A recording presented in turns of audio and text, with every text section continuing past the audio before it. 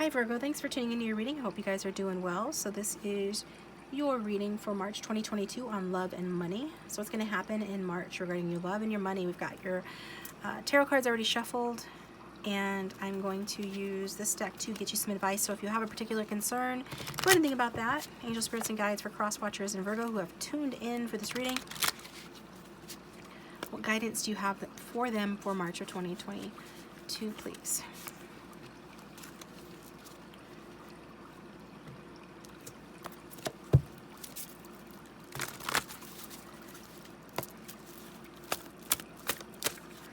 Guidance do we have for Virgo for March of 2022? So Virgo, we have the Ten of Baskets, the Ace of Baskets, and the Ten of Sticks here. Ten of Sticks is the outcome, which is a big message from Spirit, so I'm going to wait to read that. We can also read this as sort of like a flow from the beginning of the month towards the end of the month, and it starts off really good here. We see financial security with the Ten of Baskets. So it's the Ten of Cups. It could be linked to your family. But yeah, financial security, comfort, family money. I'm seeing with that card, efforts are paying off. So it could even be talking about your workplace as well. I'm seeing success at work with that card too. And it could be related to some sort of a creative project. You could be wanting to start a creative project. This is your sign from Spirit to go ahead and do it. It will be profitable for you, okay? So we've got this creative project that turns a profit more than likely here with the Ace of Baskets, or maybe even like a new job, one where you can express your creativity more. But it doesn't have to be that. It's just something new here in the realm of the Cups, which is creative energy, is occurring in March. And it looks like you are going towards fulfilling some sort of a dream, which is a really good place to be in. So I see you continuing to do that, or starting to do that rather. Many of you, it's going to be a start where you start doing that, and just know, this is the Ace of Baskets, so it means it's going to take time for you to achieve that dream. But maybe with the help of, your favorite coworkers or family members, there's something, along the lines where money at least and work are connected to that Ten of Baskets. But either way, so we're seeing for those two cards. And then with regard to love, we are seeing a happy, loving relationship. So I don't know if you are already in a happy, loving relationship. If you are, you continue to be in one in the month of March. If you're single, it looks like you will meet someone special, okay? I do see, though, for those who have their own family or a relationship presently, it looks like happy family situations here. Maybe you're bringing them home to meet the family, or you're going to meet their family. There's some sort of sharing happening here, sharing openly and feeling secure with one another. And others of you, it is the first stages of a romantic relationship.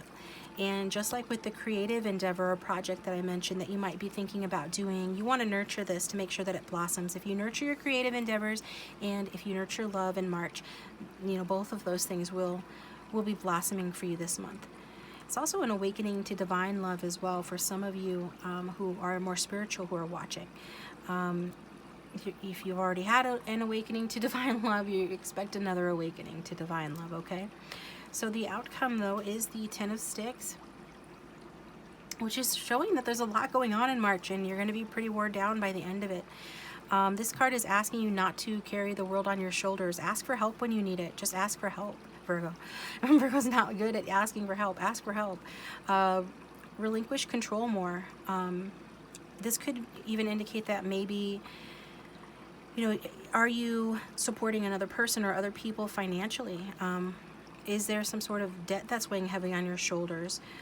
There is some kind of burden here, and it could be a money burden. It could be a work burden, like maybe you're working too much. This is asking you to address that and ask for help. Okay, everybody needs help sometimes. And maybe take your vitamins as well, because that is what she's doing. She's picking, I forget what these are, but it's essentially to give her energy, okay? So that's what she's trying to do. So make sure you're taking your vitamins and taking good care of yourself and asking for help when you need to. And with regard to love, it is asking you to take a mature and responsible attitude towards relationships. If you are doing that, continue to do that. Maybe you need your partner to do that. This would be a good time to consider asking them or expressing to them in a creative way that you would like a little bit more of them taking a little bit more responsibility towards the connection. Because commitment, especially for those who are committed, but even if you just want to be in a committed relationship, commitment means supporting each other, right? So both of you have to do it. So especially through tough times. And even though it looks overall positive here, it does look like there's a lot going on, and somebody's getting wore down here. And it's more than likely you, and in that case, you know, you do need some help. And so ask your partner for help. If they can't help you, you know, what are they good for, right? But you know what I'm saying. So, and this card also does talk about, you know, there are complicated reasons why, you know, someone would allow such an imbalance to occur where somebody is doing all of the work or much more of the work than the other person. And so it could be that, you know, maybe, you know, someone is scared of things going well somehow. Like, is it, you know, maybe things going well is scary to you somehow. Okay, that is also what this card's talking about. So take a look at that if that resonates. If not, you know, let it fly. But just remember that vulnerability means intimacy, and intimacy is where the good stuff lives. I mean, that's what you want, right? And intimacy is a very good thing, but you do have to be vulnerable in order to experience that, and you are worthy of experiencing the good things. So with that little lecture from Spirit, we're going to get you some advice.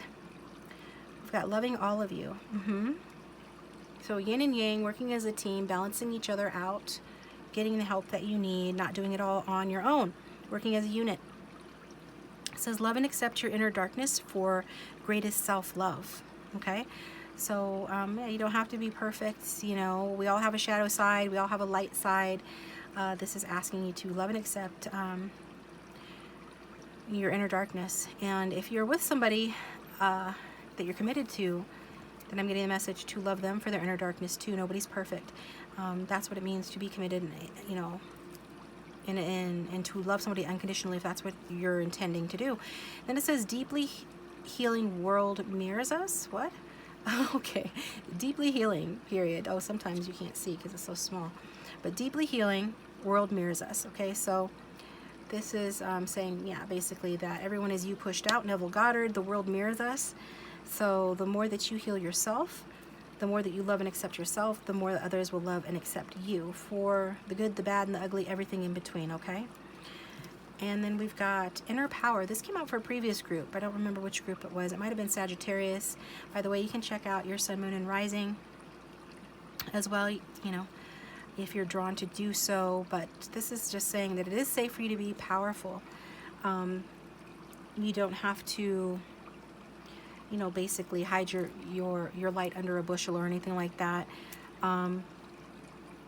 So it's wanting you to know that you can't misuse or abuse your power, right? It kind of goes along with the dark and the yin and yang symbol here for me, and that because the question is, why would anybody who is empowered, why would they need to be advised to embrace their inner power? It's because there is some fear associated with being powerful. And contrarily, some sort of fear can be associated for some with being, you know, disempowered or vulnerable. So those two things aren't mutually exclusive. You can be vulnerable and powerful at the same time. And I just think, you know, a lot of people don't realize that. It takes a lot of courage to allow yourself to be loved wholly and completely for who you are, light and dark, and to experience intimacy. So this is just saying, you know, you have a light inside you. Don't shine that, or don't bury that star underneath anything. Let that light shine through. It is safe for you to be powerful. Embrace your inner power. You are a powerful person.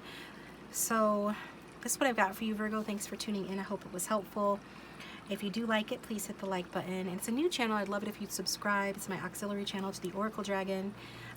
That link will be down below if anyone wants to check out that channel. If you'd like a private reading, my contact information is in the description. You can contact me through Wizio, my website, and my email. And otherwise, if all you do, though, is just comment and subscribe, hit the bell to receive a notification so when you won't miss my next video. I will be doing this again next month, if not before, and subscribing to the channel just helps to support it as well, and I greatly appreciate it. I'm moving on to the next reading.